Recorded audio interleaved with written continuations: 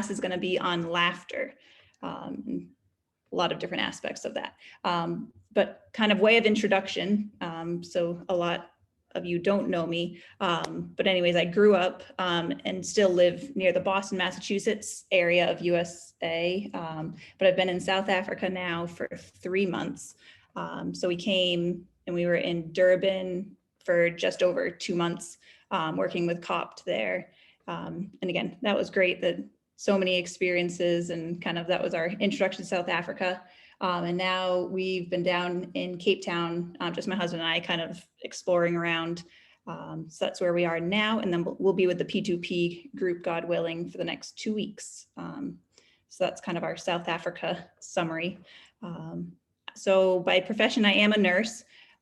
So again, working with people. I currently work in gastroenterology, so basically your digestive system. But again, I'm not getting into that, but I'm kind of, by introducing myself, this kind of all kind of shows how I see the world, my perspective, how I read the Bible, kind of my relationship with God, and again, my spiritual well-being. So I also love being outdoors. I love cooking and baking, and working with children. So that's kind of a quick snapshot of me, so that you kind of know who I am, and kind of, so when I get into the class, you can kind of see where I might be coming from with some of these things.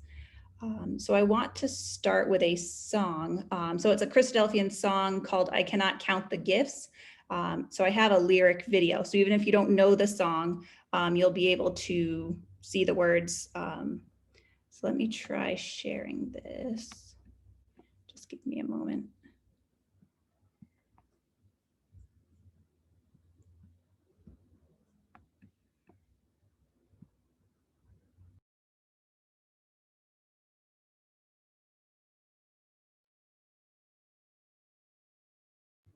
Can everyone see like a black square right now?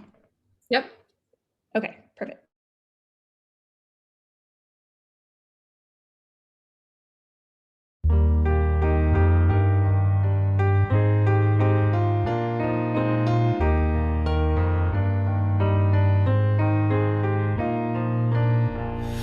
My God above, He fills my days with mercy and with blessing.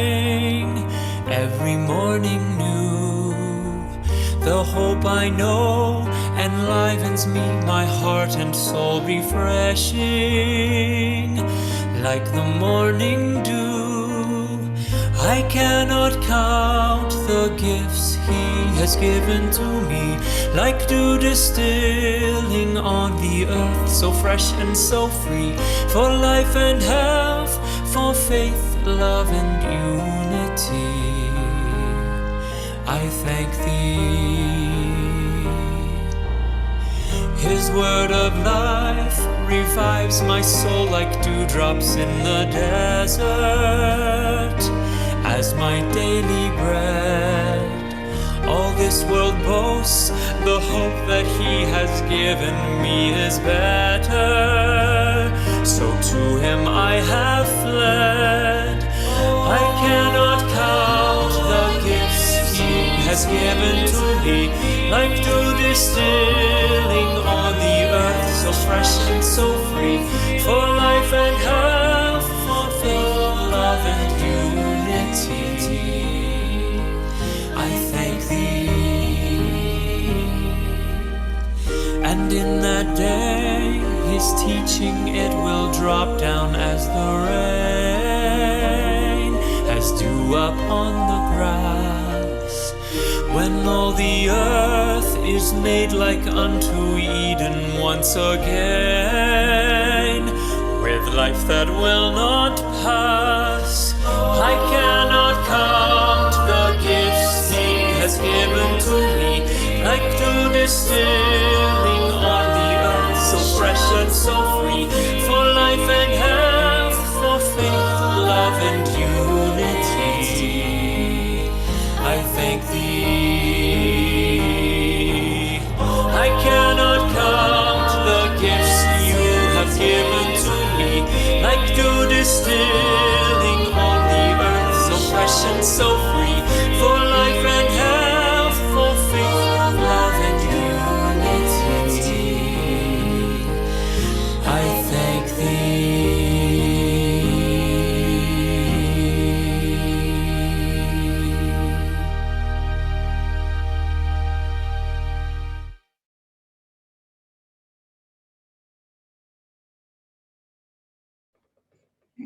So again, I wanted to share that again, because as we look back over the past year and kind of realizing all of the things that God has blessed us with and all these things that we are so thankful for that we don't even realize. And one of those things that we don't usually think about thanking God for is laughter. So I think I originally did this as like a Thanksgiving devotion for the Thanksgiving holiday in the United States. But obviously that's something that we can celebrate anytime and always be thinking of things to thank God for. So there's another video that I want to start with to just get us thinking about laughter. So again, I'm going to share screen, and I challenge you to try not laughing while watching the video because it's going to be impossible.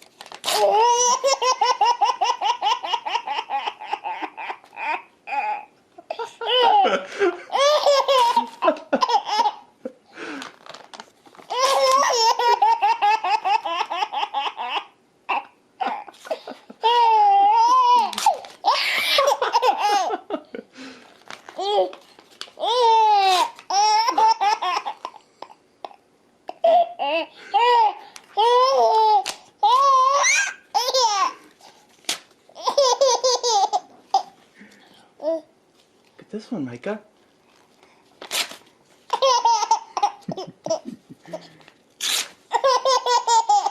Look at this one.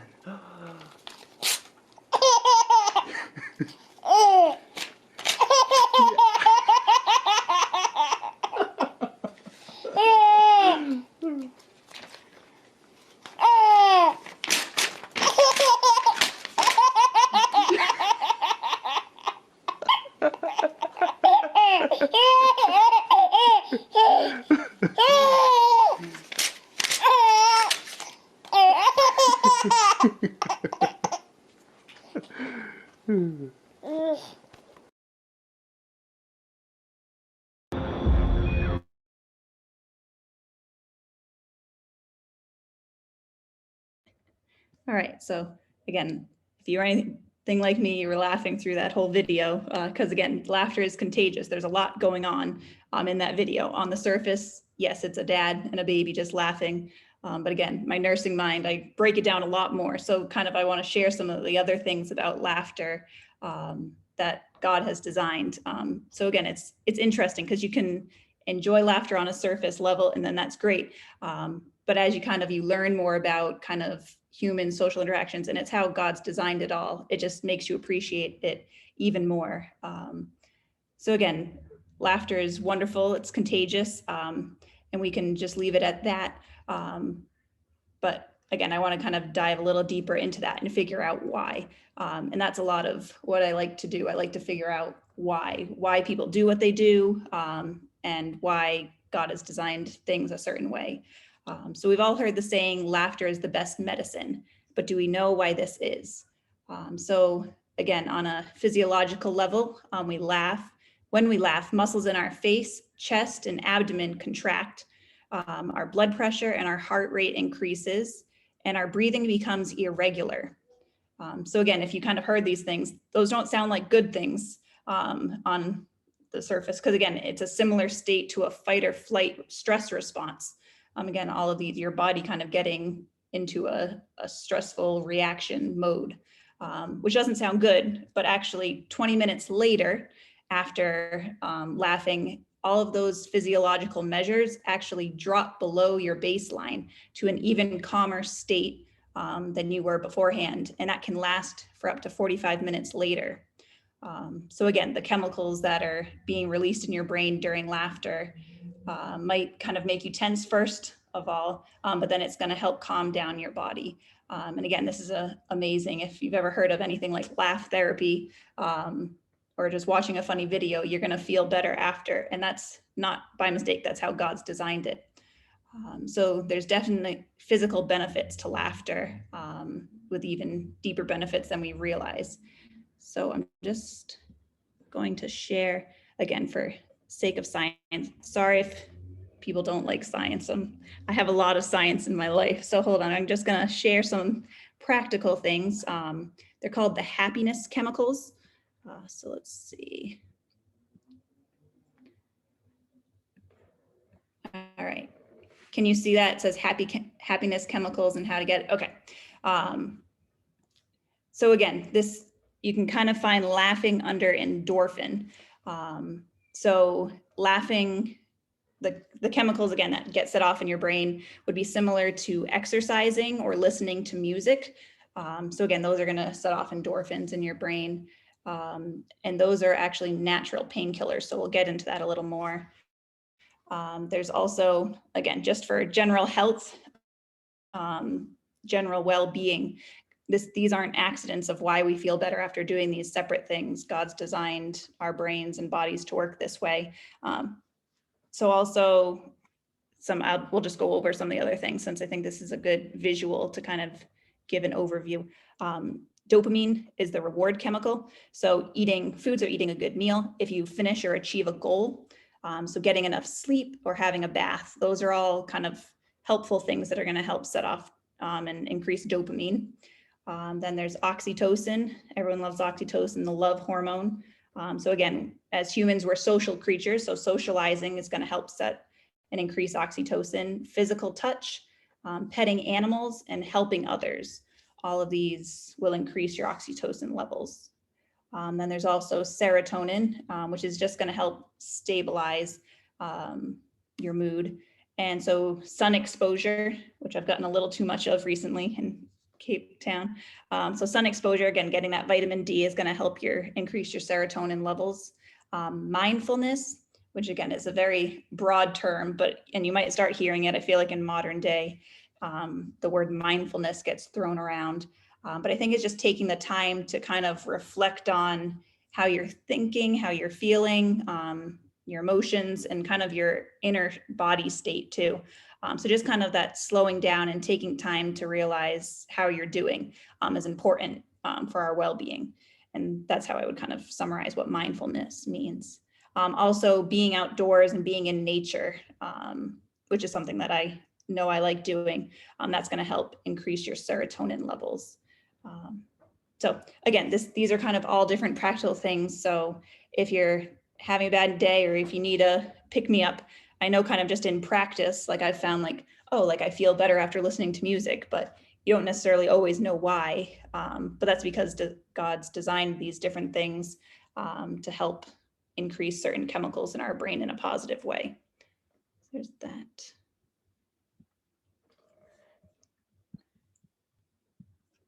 Get back to my notes.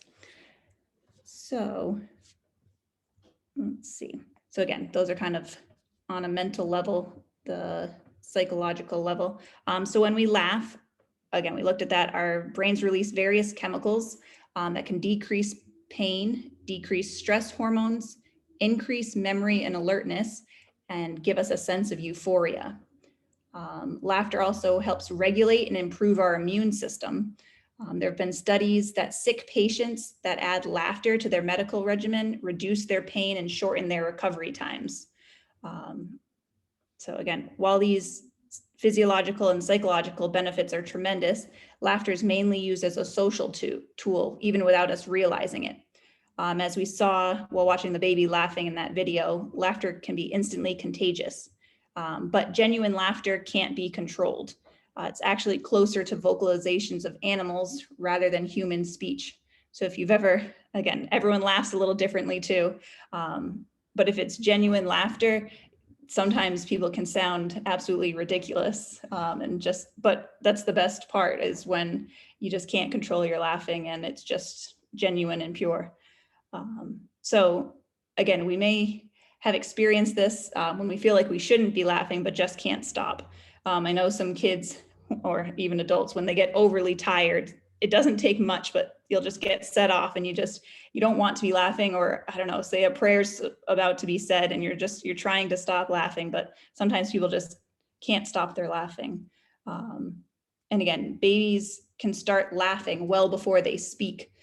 So again, in that video there, that baby cannot talk yet, but they can laugh. And that's, again, it's a social cue. It's a communication tool that baby can already use.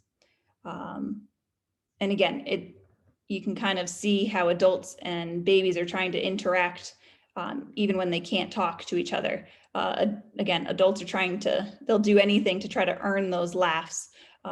So ripping paper in itself is not a funny action. There's not much funny about the paper ripping, but that dad would rip paper endlessly if it meant that his baby would continue to laugh.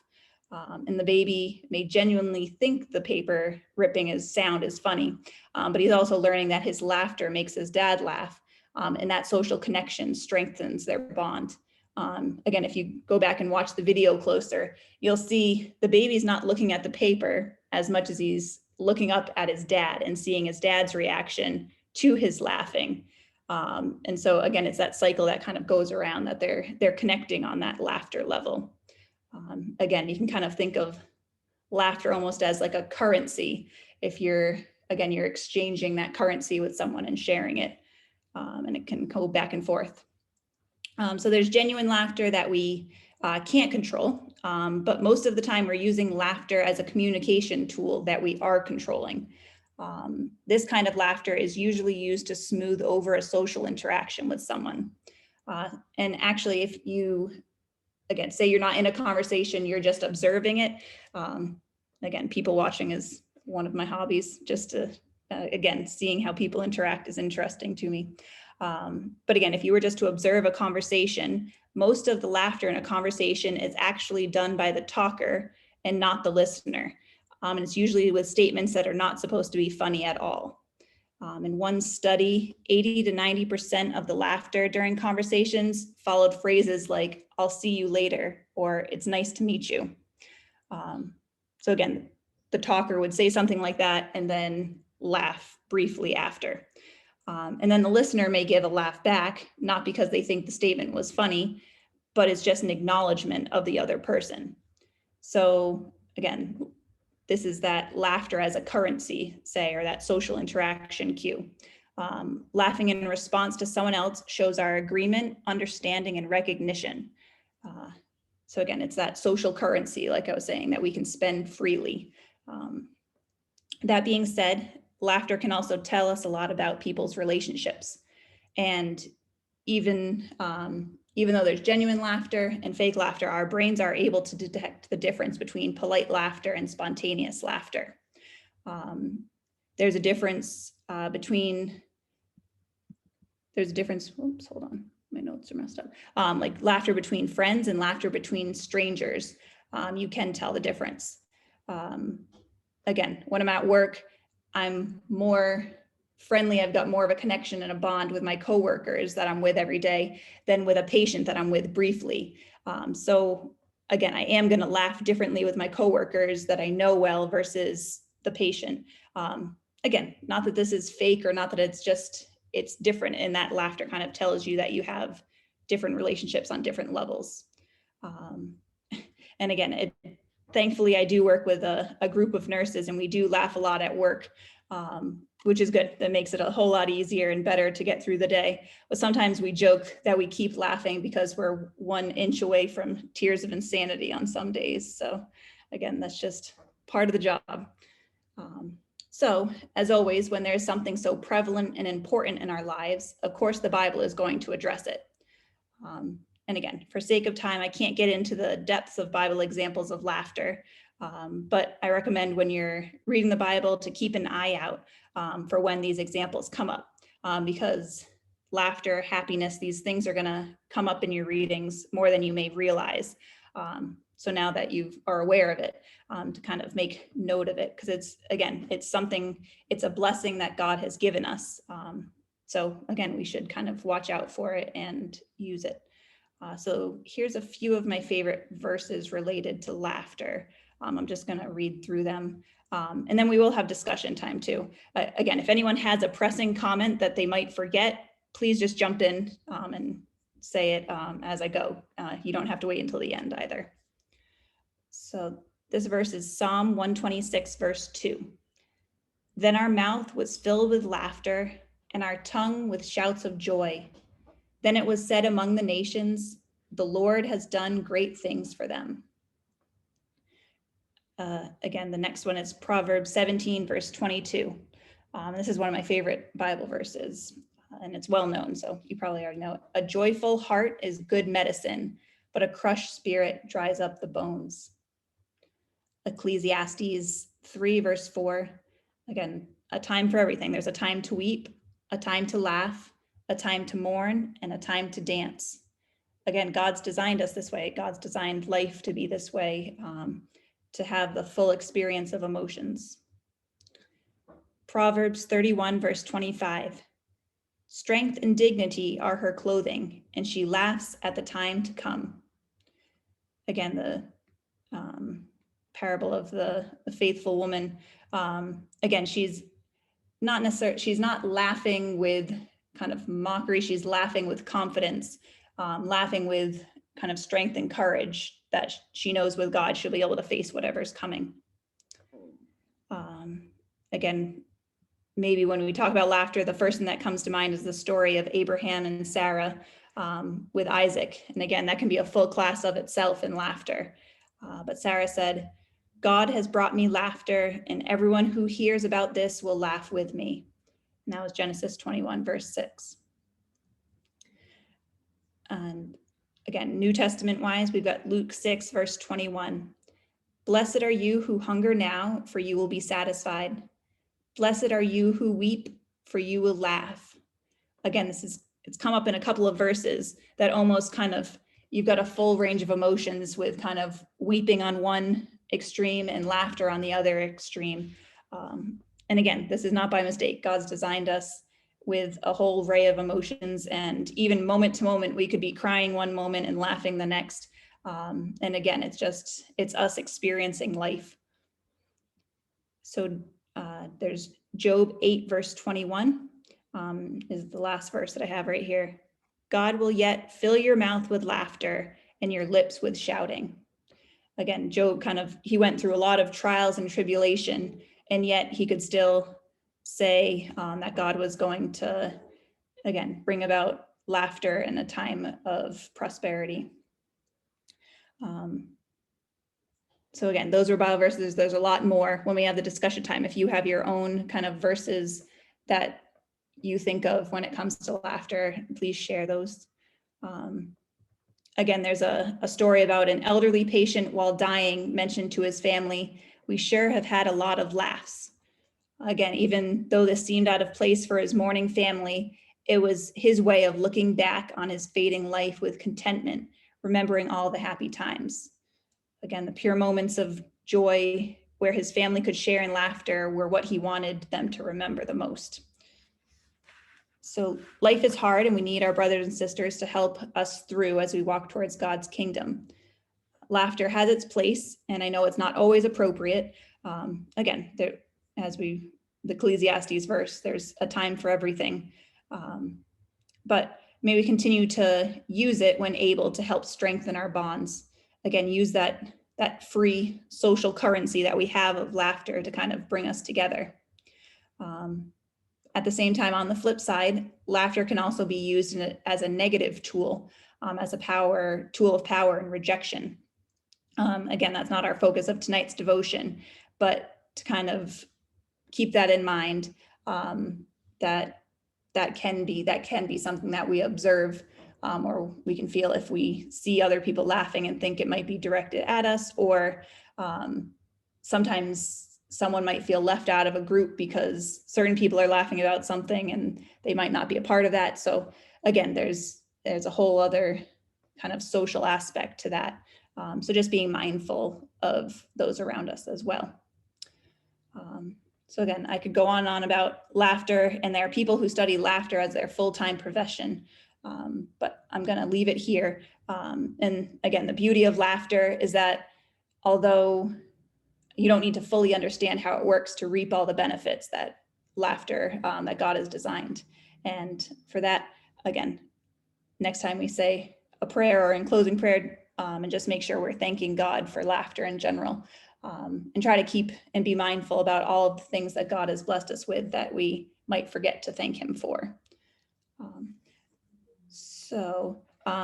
I don't know if you want me to open for discussion here and then we can close in prayer at the end of the time. Is that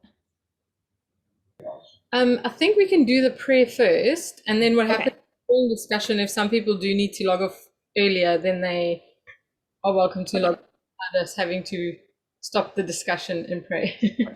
Okay, all right. So I'm going to read a hymn then. So it's from the Green Hymn Book. It's hymn 376. So I'll just read that and then I'll close us in prayer, and then open it up for a discussion then. So hymn 376 says, "Lift up ye heads, ye saints, redemption draweth near. What though the waters rage and roar, faith laughs at every fear. What though the way be dark, the heavenly light is clear. What though the night is black with storm, deliverance is near. Mark how the signs abound when spring is on the way. See how the gleam grows in the east before the dawning day. So in the worldly night, behold the portents plain that speak the coming of the King, the glories of his reign." So again, that line of faith laughs at every fear.